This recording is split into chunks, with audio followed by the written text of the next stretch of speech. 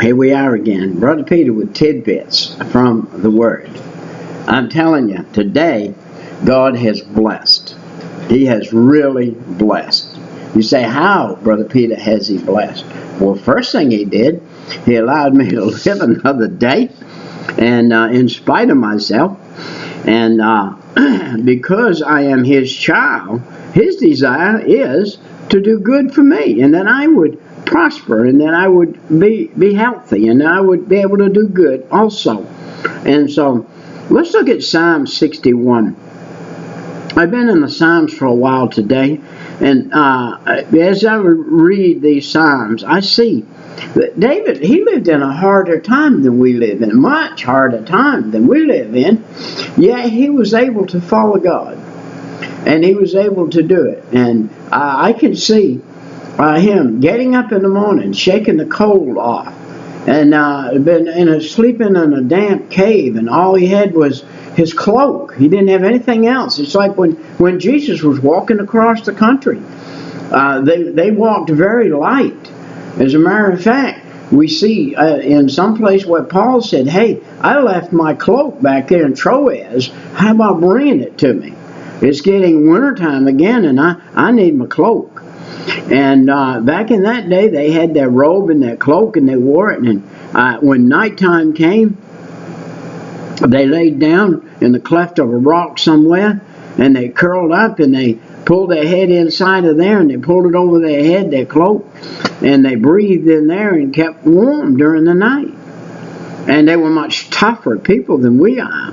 But I experienced here in my house, my own house, I experienced without the heat on a severe cold. And yet I have a blanket, some blankets, and God's gave me some exceptional blankets. I have a blanket that reminds me of when I was a kid. Now, this is not Bible that I'm talking about here. I'm talking about this blanket right here. It's kind of like the ones when I was a kid right after World War II. We had blankets that were made with horsehair, and they were army color, and boy, they were the warmest things you ever seen. You put one of them around your shoulder on a cold night, and pull that thing over your head, and you could lay there and be warm as toast. And they were the exception, boy. They were it. And I remember that. I remember getting a hold of an old army jacket. And I lived up in Maine in freezing cold weather, and you could put that old army jacket on that would be warm as toast and be out there in that cold and that snow and everything. But listen, God wants to warm us on the inside. Now, where do we find the woolen blanket in the Bible? We find it in the Psalms. We find a woven wool blanket in the Psalms, a warm covering for us. If we'll follow what David said. David was a true human being man that fell off the pedestal, spiritually speaking, many times. But he always came back to God and said, God, forgive me. I have this problem right now. I need you to forgive me. And so here he says, hear my cry. Chapter 61, David's playing his harp, and he's on his stringed instrument, and he's singing this psalm. He's out there, he's shepherding sheep, and he's out there shepherding these sheep. He has bears come around, he has lions come, he has all kinds of things. He has a rock wall around his little place where he brings his sheep in at night. He has cut many thorns, like the crown of thorns that they put on Jesus' head. He has cut thorns and put them on top of the wall, thick, so that if anything comes up there, it'll have a hard time getting through there to his sheep. He lays himself down in the gate way to protect the sheep. Nothing's coming through that gate with him laying there, that he's not going to get up and kill it if it's a bear or a lion or whatever that lives at night. So here's a sheep herder. He has to tend his sheep 24 hours a day. And here's a man. That's why it's good to have a dog. And most sheep herders had a dog. But here's David, and he says, hear my cry. Period. And he stops for a minute. Hear my cry, O God. Attend to my prayer. Now he's praying and he's saying, God, please hear me, and please not just hear me, but please attend to my prayer. I'm asking you something here, and I really need you to attend to my prayer. In verse 2, he said, from the end of the earth I will cry to you when my heart is overwhelmed. Lead me to the rock that is higher than I. Now, it's very easy as a human being for our heart to get overwhelmed with things. Especially here's a guy out there by himself with his sheep, and he's calling on God, but he's laying under the stars, and he's looking up at the stars, and he's saying, thank you, God. I see your handiwork. I see the beautiful thing that you did, that you flung the stars out there for the little light at night, so that we're not ever in pure darkness, that we have that light that you shed on us in the night. And he said, now my heart is overwhelmed. I tell you what, the second that we get separated in our mind, in our heart's mind, if we've joined it with God, and we get separated from it for a little bit, for a second or two or whatever, or we hadn't been paying attention, then we have to come back and say, as David said, hey, wait a minute, Lord, I'm overwhelmed. I need you to show me now you are my rock. And God was his rock. Now Jesus is our rock. Jesus came, died on the cross for us, and I asked him to save me. He's my rock. He's the one I can go to. It said, for you have been a shelter for me. Now David knew that God was a shelter for him, and he needed a shelter. He needed to be able to say, God, I'm wore slap out. I need to sleep 5 hours tonight at least. Would you steer the animals away from here, all of the wild animals? Would you give me about a 5-hour sleep, please? And you say, that's too simple, Peter, but that's the truth. You can ask God for those things. You can ask God for comfort. You can ask him for those things.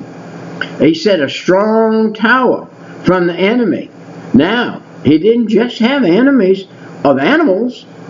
There were marauders out there that would steal your sheep, that would come, and if they could relieve you of one of those sheep, they'd relieve you and run with it and take it out there and butcher it and eat it out there in the wild land. And so, remember now, he said, you are my strong tower, and you keep me from the enemy. I will abide in your tabernacle forever. I will trust in the shelter of your wings. And then he said a word, Selah. That word Selah, S-E-L-A-H, means stop, right there. And read again what you just read, those couple verses.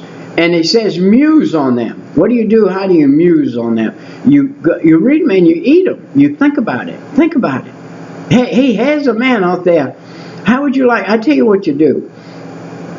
About 3 o'clock in the morning, tomorrow morning, you get up and you go out and throw your blanket on the grass out there and roll up in it a little bit and lay there and look up at the stars and put yourself in David's position. He's within miles. It's not like today. There's not a street light within anywhere. All he has is the stars. That's it. And he's laying out there on the ground. The night dew has come down and it's wet. And he's staked off a little piece of canvas or a skin or something over his face so his face doesn't get wet, or try to keep him dry from the night dew that comes down and waters the land, but he doesn't need it on him. And so he says, Selah here. Think about it. Muse on it. And then he goes on, verse 5. For you, there's a period again. When he says you, he thinks about it. Before he says the word, God, oh God, have heard my vow. Before he says that, he said, for you, period. And he pauses, and he's thinking, who is the you that he's talking to? That's the Creator, God, the one that created the heavens and the earth. And David has communion with this God. Here he is, a young man, and he has communion with the God of heaven. I can just see David saying, Lord, I'd like to see a shooting star tonight, right here in this area, right there. I can see God shooting a star across the sky for him, saying, I love you, David. I'm listening to you, David. I know you love me, David, and I'm watching out for you, and I'm going to help you. And he helped him. David was in the flesh just like you and I, and the flesh is weak at times, and so we have to fight. Look what he said in verse 5. Oh God, have heard my vows. You have given me the heritage of those who fear your name. What is David saying? He's saying, I got a brother. His name's Peter Hutchins, and he's going to be on the YouTube about 3,000 years from now, and he is my brother in the Lord, and I'm already up here with you, but I'm with you watching out over him, and I want to see that he sees a shooting star every now and then, and that he knows that you're watching over him, and I want him to be able to do the same thing I'm doing. I'm writing the Bible, and I'm prospering in you, God, and I'm showing that I'm a vessel that belongs to you, God, even though I'm a weak vessel, and I want to do what you want me to do. And I want to see that Peter gets that same thing 3,000 years from now. Because David, we're in the lineage of him. He came down through, he brought Christ onto the earth. He brought Jesus onto the earth. And because of that, he is tied up in Jesus, and because he's one of our forefathers, if you please. Just like those that came over on the Mayflower, on that ship that came over here. So they would have spiritual freedom to worship God in a country where they could worship God and not be under a hierarchy of a king or somebody who says, hey, you got to follow what I say, and what I say ain't what God says. But they said, well, we don't want that. We want to follow what God says. So they come over here and they got the King James Version Bible out when it was printed. First Bible printed on the Gutenberg. And it was printed, and they used it for their reader. I know they had a McGuffey, but they also had the Bible before they had the McGuffey. For you, O God, have heard my vows. You have given me the heritage of those who fear your name. Now, I fear the name of the Lord, and I imparted David's heritage.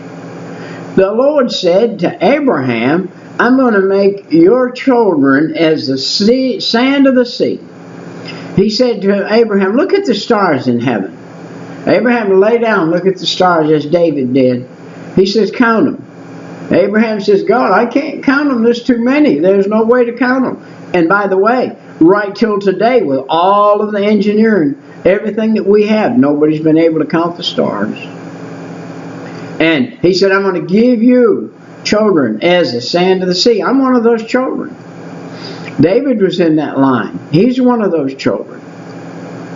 He was one of the hierarchy in those children, chosen of God to do something on the earth and that would last, and to write much of these Psalms, many of them. And his whole life is an open book in the Bible.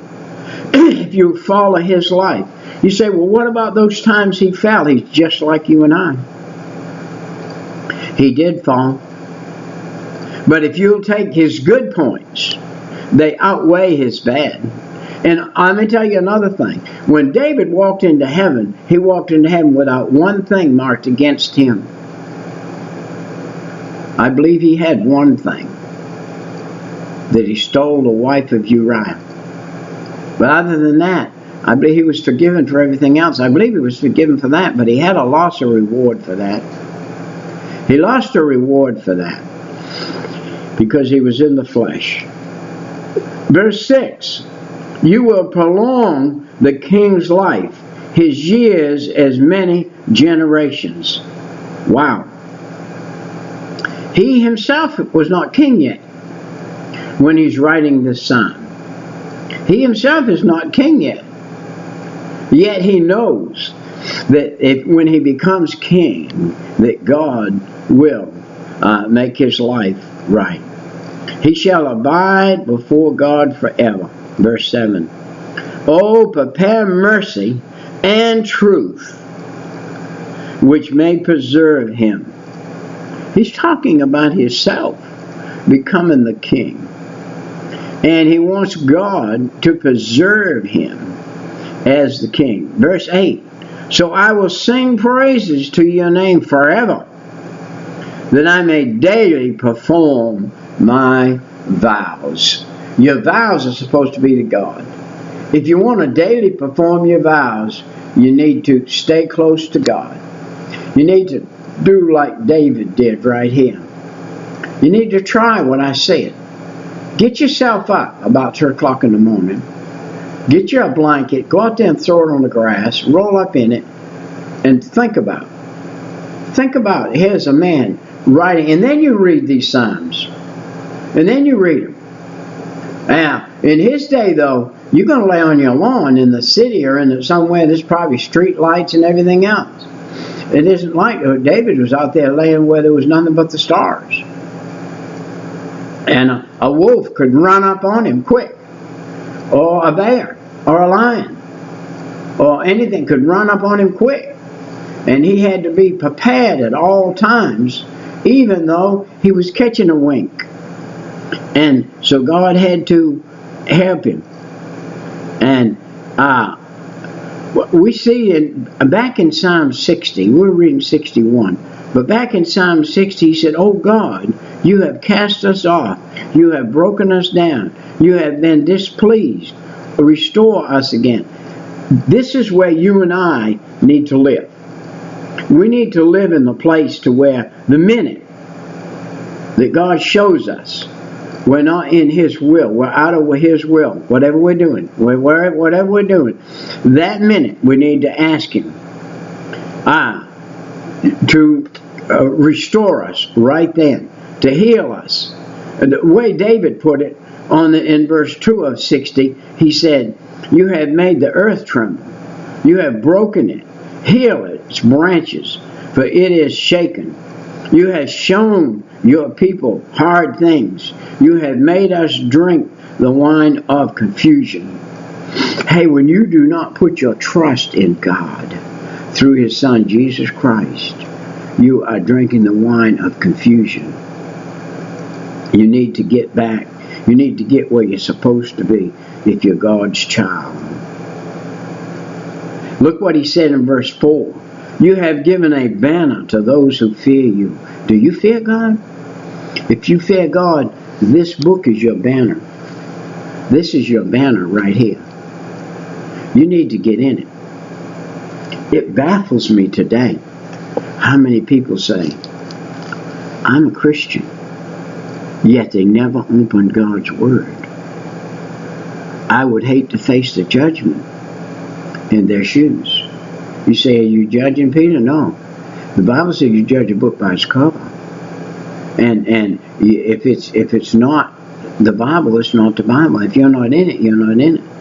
And therefore you're going to have this time. So this is the banner of truth. And God, the beloved, delivered it to us. He says, "Save with your right hand and hear me, Lord." Save with your right hand and hear me, Lord. Who is on His right hand? Jesus Christ is on the right hand of God. He went up and He sat down on the right hand of God. God has spoken in His holiness. "I will rejoice. I will divide Shechem and measure out the valley of Succoth." Wow. What is He telling David? And David's asking Him to do this. And He said, "You're going to divide these valleys so that I can go from this valley down through the branch, the creek, and the brook, and up on this other valley when the sheep eat up this valley here, eat up this grass on this bank, on this side of the valley. I can go over to the other side, and you're going to give it to me." And He said, "Gilead is mine, and Manasseh is mine, Ephraim also, and the helmet for my head. Judah is my lawgiver. Moab is my washpot. Over Edom I will cast my shoe. Philistia, shout in the trump because of me. Who will bring me to the strong city?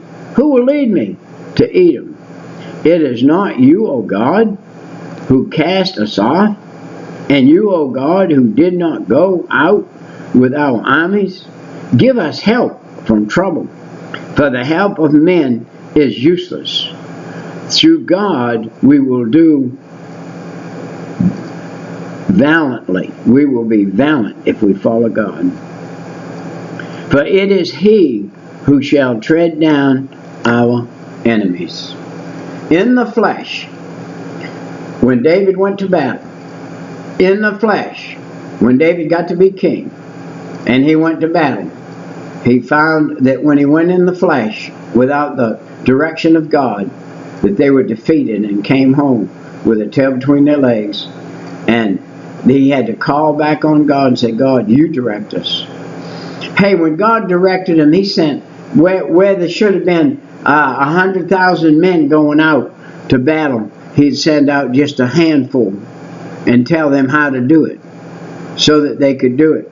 Remember when they went and defeated that whole army without swinging a sword, just with a pitcher and a candle, a clay pot and a candle, and they held the candle up under the clay pot. And when they broke the pot and shouted, just a few men, and those guys down in that camp started killing each other. And that's the way God works. He's going to prepare the way for us. He's going to prepare the way for you. And He's going to prepare the way for me. If we will get in His book. Get in His book. Read it. Study it. Listen to it. See what it has to say. Just think about it. Put yourself where David was. And then say when he was a shepherd boy out there. And then when he was the king. And when he had armies and he was going out. He catalogs it all in the Psalms. The catalog of David, the king, David the shepherd boy, David God's man, is all cataloged in his Psalms. And you can find them there. Just imagine, no street lights, and being out there by yourself. You better have God on your side. That's all I can say. In this day and age, you better have God on your side. See you next time. Bye-bye.